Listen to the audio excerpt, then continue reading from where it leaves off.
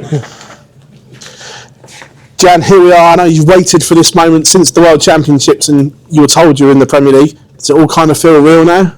A little bit, especially now after a couple of hours media. I think that helps to make it real. To be here in Newcastle, to see the trophy here next to me, I think that made it a little bit more real. But even the travel day yesterday coming up here still felt a bit surreal.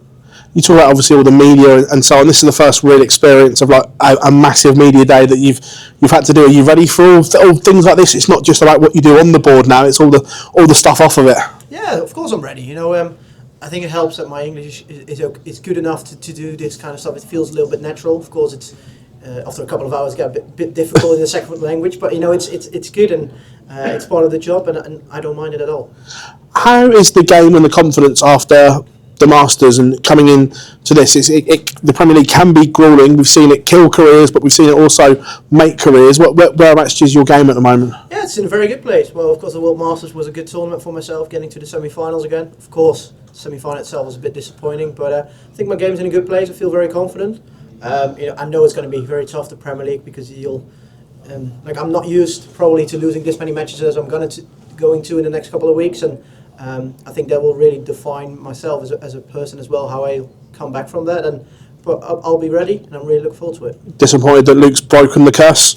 A little bit, yeah. No, he said it after the game as well. Finally, I've broken the curse. I said, yeah, that's fine, but it doesn't need to be 5-0. It could be like 5-2, 5-3. That should be fine. But no, it's fine. It's especially with now we're going to play each other so many times. It was bound to happen, but it was of course disappointing. Cheers, Jan. Thank you. John, I imagine you grew up watching the Premier League. What's it going to be like stepping onto that stage tomorrow? Is it a fulfilment of a dream for yourself? Yeah, for sure. As you said, growing up, I used to watch the Premier League. I think the first year I watched was like 2010. I was about 8 years old. I think it was the first year when I watched it, and back then I already loved it. Every Thursday night in front of the television, and now to step on that stage for the first time is going to be a pinching moment. The two Lukes have dominated the Premier League for the last 2 seasons. Do you feel that you could be the man to come in and potentially disrupt that dominance? Maybe in the O2. I don't see myself finishing top of the league. I think because I think they're way too good for that. Especially like someone like Littler. I think once he gets through the quarterfinals, gets to the semi-finals, he's becoming a different guy, and he's very good in the semis and the final. So they'll probably win a couple of nights, and I think it will be difficult to finish on top. But as long as I get in the top 4, get to the O2, then I think I've got a good shot at it. It's been an amazing 12 months or so for yourself. Do you feel added pressure and expectation when you come into big events like this, especially from the Netherlands? Yeah, of course there's going to be some extra pressure, but for me, I don't really feel it. I'm just going to do what I've always been doing. I think for myself it helps as well that I don't put too much pressure on myself that I have to perform, because I read social media, I look at a lot of players. There's always going to be some players who say they don't deserve to be in or they deserve to be in. All I wanted was not someone to be put extra pressure on myself, because everyone thinks, oh, he doesn't deserve to be in. If you lose in the first couple of weeks, you get a lot of rubbish over you, and that's why I don't want. And I don't think that's going to happen this year, because I earned my spot, and I think that will help me settle in the Premier League as well. Okay. What were those memories of 2009, 2010 watching the Premier League? I think especially 2010 when, of course, at the final, Phil Taylor hit the 2 9-darters in. I think that was I think it was about, I was just turned 8 years older now. That's probably, I think I still remember myself screaming on the couch because it was that beautiful of a game. And 2011 was like the first full year I still remember, with Gary winning it, and that's where I grew up as a Gary Anderson idol as well. So I think that will be my first memories of the Premier League. Those arenas that you're going to be playing in over the next 16 weeks, they're bigger than anything you would have played in before. What experiences are you going to draw upon in those moments? Yeah, first of all, I'm just going to enjoy all the big arenas, big crowds, hopefully good support for myself as well. That would be amazing. But especially there's some nights, of course, I'm extra looking forward to, as Rotterdam, which is a big crowd. I've been in that crowd many times as a fan, as a darts fan, and now I'm going to be on that stage. So it's something I'm really looking forward to. You said the World Masters was a good tournament for you, reaching a semi-final. Is that sort of a minimum expectation for yourself now, reaching semi-finals? Not really a minimum. I think that's my goal for this year, to get as many semi-finals in majors as possible. Hopefully go better than the semi-finals, but I think if I get to the semi-final, I'll call it a successful major. So yeah, I think that's the main goal for the rest of the majors. Thank you. Jan, in this tournament, you were playing the elite week in, week out. What do you feel like is the most vulnerable part of your game when you are playing the elite every single week?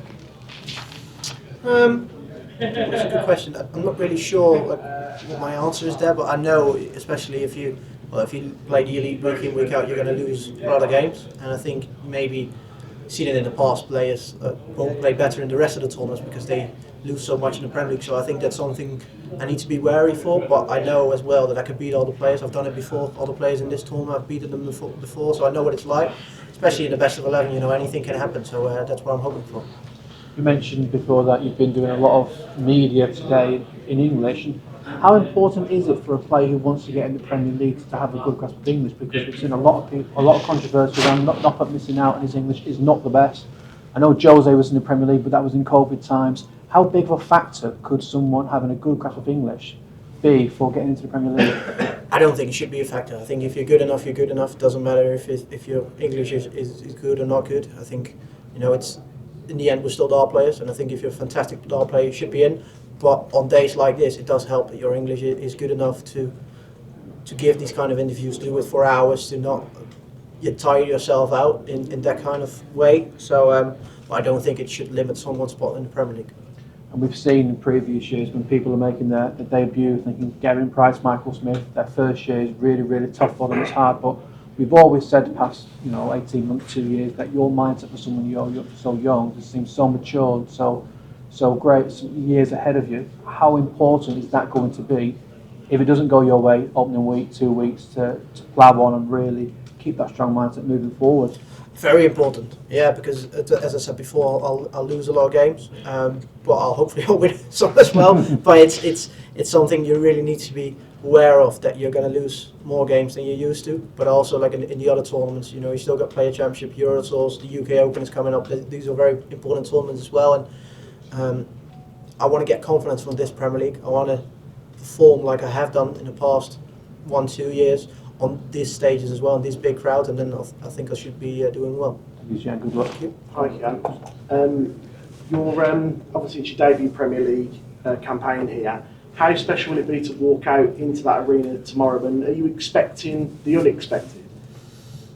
What do you mean by unexpected? Yeah. Is it something that you haven't experienced before, Like so that. you Okay. don't know what to expect? Not really. Of course it's going to be a very big venue, a lot of fans, and especially in Newcastle. Hopefully these colours will help a little bit as well.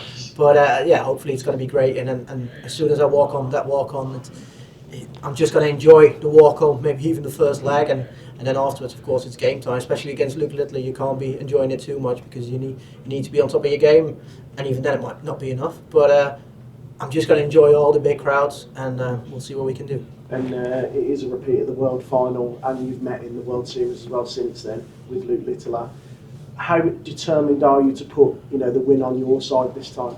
Very determined, of course, because especially like a player against Luke Littler, he's too good to let him run away from you. If you lose like 5-6 times in a row, he'll be 1-2-0 up before the game even starts next time, because he thinks he's so confident that he'll beat you anyway. So I think you need to poke back at him a couple of times. You need to get one back over him, and I think tomorrow is going to be the perfect day to do it. Start of the Premier League. Hopefully, he's in such a good form as he has been for the last couple of years. But hopefully I can show it tomorrow as well. And looking ahead in the calendar, Rotterdam, that's obviously one that you will have looked at when the draw and the schedule came out. How special will it be following in the footsteps of Michael and Raymond? Very special. The first time it was ever held in Rotterdam, I was there in the crowd with Raymond's walk-on, and even I got goosebumps. So to now do it 10 years, I think around 10 years later, to be there on my own at the walk-on, that would be amazing. And then finally on stage, looking into the crowd, see the Orange Army, I think that would be a very special moment. And as soon as I got the call up for the Premier League, I was like, okay, that date is circled with red in my calendar. Thank you. Cheers. Dan, you mentioned the 2-9 darts from Phil Taylor. You were screaming on your couch, as you said. Was that the moment where you thought, that's what I want to do in the future when I'm older? No, definitely not. I was enjoying it, but I didn't even think. I didn't even think about that I could be there one day.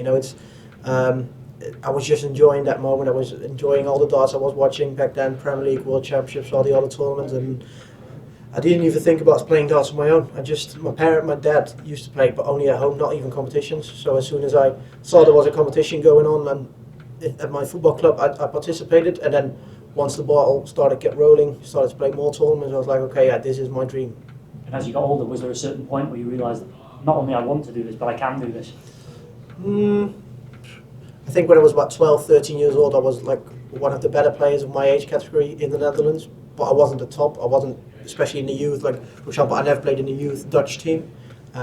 So I think maybe only when I really got, I think I won my first challenge tour, like 2021 maybe, 2022. I think that was the first year I was like, okay, maybe I can do well and get my tour card, and that's what happened like 6 months later. And yeah, I think everything went really fast afterwards. Jan, you touched on like the media side of it then, doing all these days, and that the mass media is massively important to grow the sport. Is it disappointing that perhaps no one from the Netherlands has come over, with obviously you and Michael here, to try and grow the sport even more in the Netherlands? Because you can see what a massive turnout it is from the UK side of it. It's a good question. I haven't really, of course, you know, there's English people here, but also VTM from Belgium is here, without even a Belgian. And then, yeah, maybe, you know, it would be nice if some Dutch media papers or even the Dutch television would be here. But yeah, I haven't really thought about it. But yeah, as you say, so yeah, maybe. I think it would be good for the sport in the Netherlands. Like, of course, it's massive in the Netherlands, especially with what Michael and Raymond have been doing. But I am doing at the moment. But I think it would be better to put darts even more on the market in the Netherlands. Yeah.